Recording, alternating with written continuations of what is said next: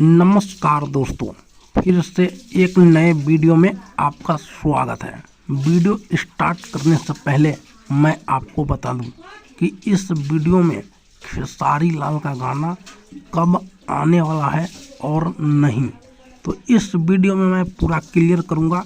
आप लोग वीडियो को स्किप मत कीजिएगा। तो चलिए वीडियो स्टार्ट करते हैं। बात करते हैं ट्रेंडिंग स्टार खेसारी लाल के बारे में, जो उसका गाना आने वाला है आप सबके बीच में। उस गाने का टाइटल है डबल खिड़की।